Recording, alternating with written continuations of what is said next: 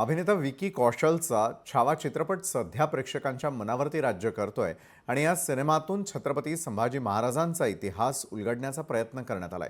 मात्र या सिनेमामुळे औरंगजेबाचं नाव पुन्हा एकदा चर्चेत आलंय। त्यात समाजवादी पक्षाचे आमदार अबू आझमी यांनी केलेल्या वक्तव्यामुळे नव्या वादाला तोंड फुटलंय।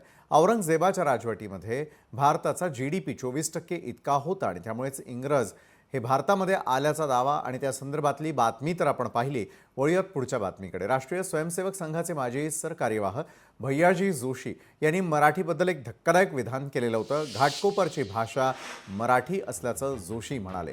त्यांच्या या वक्तव्यावरून विरोधकांनी सभागृहात चांगलाच गोंधळ घातला होता आणि यावेळी भैयाजी जोशींच्या विधानावरून सारवासारव करत असताना सत्ताधाऱ्यांचीही चांगलीच दमछाक झाली।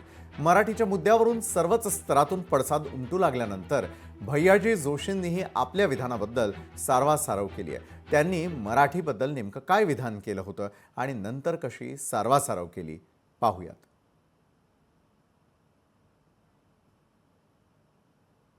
मुंबईची एक भाषा नाही, मुंबईच्या अनेक भाषा आहेत, पण त्या भागाची काही भाषा असते। त्या घाटकोपर परिसराची भाषा खूप गुजराती आहे।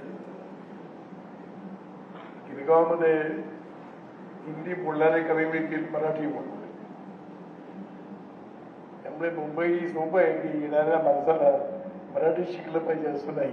काल एका घाटकोपर येथील सार्वजनिक कार्यक्रमामध्ये मी केलेल्या एका विधानामुळे गैरसमज झाला आहे असं मला वाटतं। महाराष्ट्राची भाषा मराठी आहे आणि मुंबई हे महाराष्ट्राचाच भाग आहे, त्यामुळे मुंबईची भाषा मराठी याच्याबद्दल कुठेही दुमत असण्याचं काही कारण नाही। कुठेही भाषेमुळे प्रश्न निर्माण होत नाही आणि म्हणून हे जगासमोर एक आदर्श उदाहरण आहे आणि म्हणून स्वाभाविकपणाने आमची सर्वांची अपेक्षा राहते की बाहेरून येणारी व्यक्ती आपल्या भाषेबरोबरच मराठी भाषा त्यांनी समजून घ्यावी, त्याचं अध्ययन करावं, ती शिकावी।